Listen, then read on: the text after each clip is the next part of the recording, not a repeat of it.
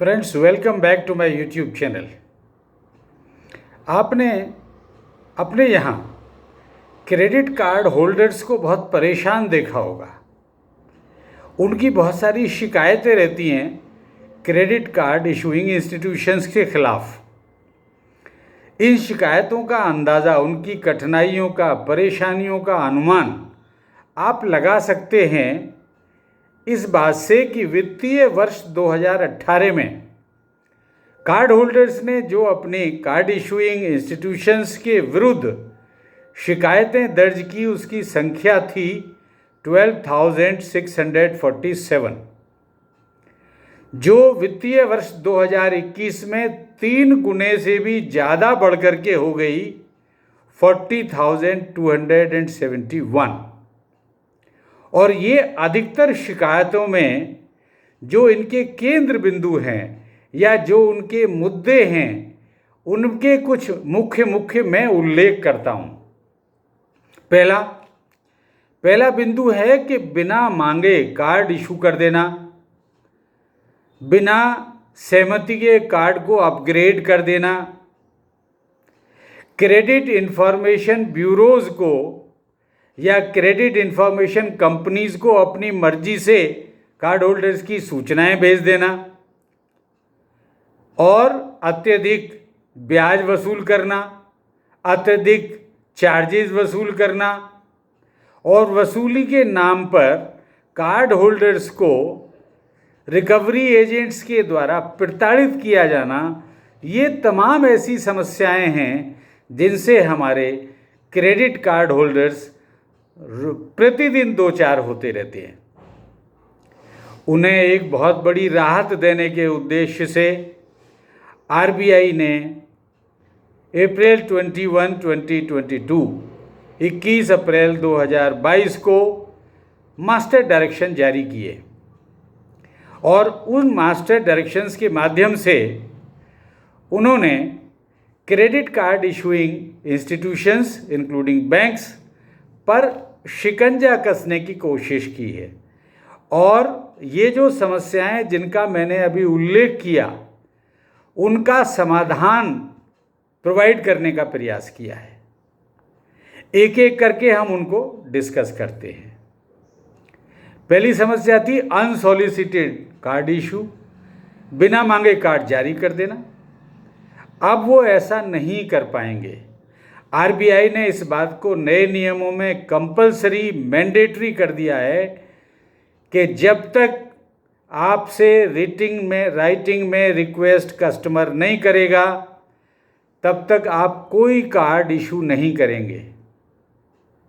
और जब तक कोई कस्टमर कार्ड होल्डर आपको अपना कार्ड अपग्रेड करने के लिए लिखित में अनुरोध नहीं करेगा, आप उसके कार्ड को अपग्रेड नहीं करेंगे।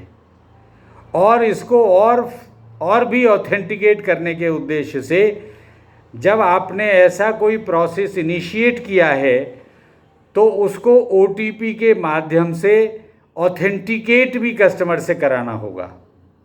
अर्थात अब अपनी मर्जी से कार्ड इशूइंग बैंक्स और other institutions unsolicited card upgradation नहीं कर पाएंगे। इसके अतिरिक्त आता है अत्यधिक चार्जेस की वसूली। अत्यधिक चार्जेस की वसूली में क्या करते हैं कि जो कार्ड उपयोग में नहीं होते हैं उनमें पीनल चार्जेस लगते रहते हैं, और वो एक्यूमुलेट होते रहते हैं। एक्यूमुलेट होते होते वो एक बहुत बड़ी राशि बन जाते हैं।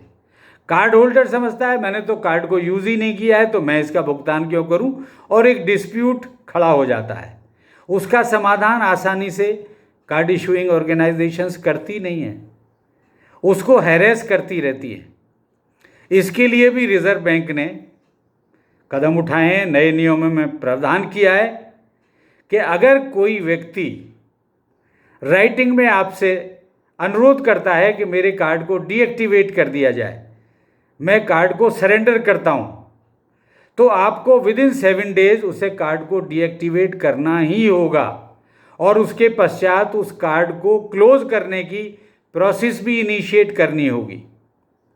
और ये कहा जाता है कि कार्ड इशू कराना तो बहुत आसान है, लेकिन कार्ड को बंद कराना बहुत कठिन है।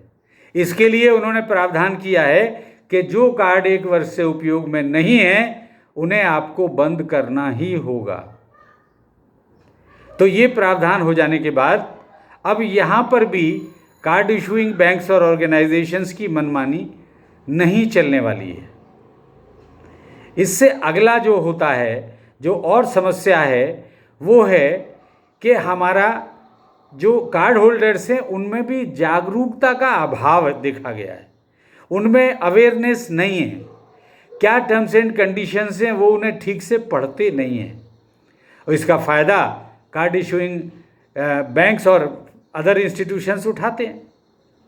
मिनिमम चार्जेस के नाम पर वो उन्हें डेट ट्रैप में फंसा लेते हैं, उसको मिनिमम चार्जेस का लालच देते हैं। उसे ये पता ही नहीं होता है कि जो शेष राशि बची है उस पर कितना ब्याज लगने वाला है, बड़ा हैवी इंटरेस्ट लगता है। Excessive rate of interest, excessive charges, इनको कैसे रोका जाए, आरबीआई ने इसका भी प्रावधान किया है अपने नए मास्टर डायरेक्शन में कि आपको, यानी कार्ड इशूइंग बैंक्स और कार्ड इशूइंग इंस्टीट्यूशंस को बहुत अधिक पारदर्शिता, ट्रांसपेरेंसी इन मामलों में अपनानी होगी। बाध्य किया गया है उनको। They have to be more and more transparent. कहाँ कहाँ, कब कब, कितना कितना इंटरेस्ट आप लोड करेंगे, ये आपको कस्टमर को अच्छे से समझाना होगा। और आप मंथली इंटरेस्ट कोट नहीं करेंगे, क्वार्टरली कोट नहीं करेंगे, आप सीधा एनुअल रेट कोट करेंगे, कितना आप ब्याज लेने वाले हैं उससे। क्योंकि ये मंथली के नाम पर बहुत अक्यूमुलेट कर देते हैं, जब वो एनुअल में कन्वर्ट होता है तो कस्टमर उसे समझ नहीं पाता है। अब कस्टमर को समझने में कोई दिक्कत नहीं होगी जब वो देखा कि मेरे से तो ये 40%, 60% एनुअल इंटरेस्ट चार्ज कर रहे हैं, उसे देख के वो तुरंत सतर्क हो जाएगा, अपना कार्ड का यूटिलाइजेशन अकॉर्डिंगली इम्प्रूव कर लेगा, तो इस समस्या का भी समाधान निकलेगा। आरबीआई ने यहाँ ये भी राहत दी है कार्ड होल्डर्स को कि अगर कार्ड होल्डर किसी ट्रांजैक्शन को डिस्प्यूट करता है कि ये फ्रॉड है, ये ट्रांजैक्शन मैंने नहीं किया है, तो उस पर कार्ड इशूइंग इंस्टीट्यूशन अपने बिल में कोई भी चार्जेस लोड नहीं कर सकता है जब तक उस डिस्प्यूट का रेजोल्यूशन ना हो जाए, समाधान ना निकल जाए, तो रोक लगेगी। एक समस्या है जो मेन, कि क्रेडिट इंफॉर्मेशन ब्यूरोज को गलत सलत सूचनाएं भेज देना। यहाँ पर भी आरबीआई ने प्रावधान कर दिया है कि कोई भी सूचना क्रेडिट इंफॉर्मेशन कंपनी या क्रेडिट ब्यूरोज को भेजने से पहले आपने कार्ड होल्डर को नोटिस देना होगा, और 7 दिन के अंदर अंदर कार्ड होल्डर उस पर अपनी आपत्ति दर्ज करा सकता है। आपको उसकी आपत्ति सुनना होगा, उसे ठीक करना होगा, ये सूचना क्रेडिट इंफॉर्मेशन ब्यूरोज को भेजने से पहले।